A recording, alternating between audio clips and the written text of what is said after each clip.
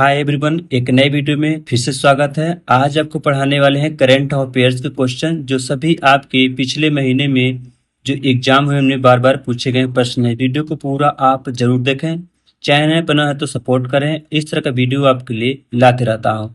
आइए बिना देर किए अपने क्वेश्चन को करते हैं। पहला क्वेश्चन है, लुओंग कुओ को किस देश का राष्ट्रपति नियुक्त किया गया है? तो लुओंग कुओ को किस देश का राष्ट्रपति नियुक्त किया गया? अभी हाल में पूछा गया प्रश्न, याद रखेंगे। तो वियतनाम के जो है राष्ट्रपति नियुक्त किए गए हैं। चलिए की पॉइंट्स पर नजर डालते हैं। की पॉइंट्स से है, राजधानी है आपकी वियतनाम की हनोई और मुद्रा है वियतनामी डोंग। याद रखेंगे साथियों, ये प्रश्न पूछे जाते हैं। अगला क्वेश्चन है, 54वें Dada Saheb Phalke life time achievement पुरस्कार 2025 से किसे सम्मानित किया गया है? ये भी आपके प्रश्न इंपॉर्टेंट प्रश्न है और जितने भी एग्जाम आगामी हुए उससे पूछे जाएंगे। याद रखेंगे किसे सम्मानित किया गया है? मिथुन चक्रवर्ती को सम्मानित किया गया है। अगला प्रश्न है, 73वीं मिस यूनिवर्स का खिताब जीता है, किसने जीता है?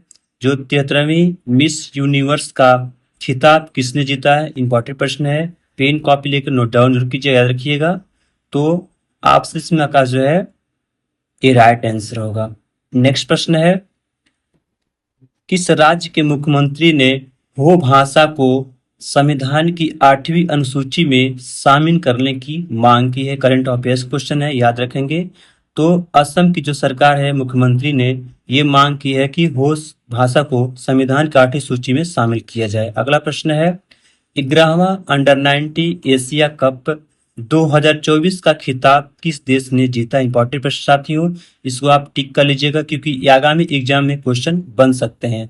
याद रखेंगे तो बांग्लादेश से ऑप्शन ए राइट आंसर होगा। नेक्स्ट प्रश्न है, 6 मार्च 2025 में अंतर्राष्ट्रीय ओलंपिक यानी ब्रैकेट में IOC समिति की पहली महिला और अफ्रीकी अध्यक्ष कौन बनी? इंपॉर्टेंट प्रश्न साथी, याद रखिएगा।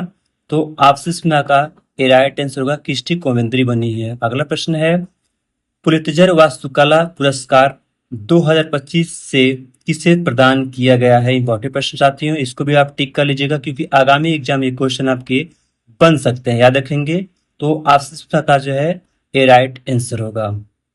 नेक्स्ट की पॉइंट्स बात करें तो पुलित्जर आर्किटेक्चर पुरस्कार 2025 चीन के आर्किटेक्चर लियू जियाकुन को प्रदान किया गया है।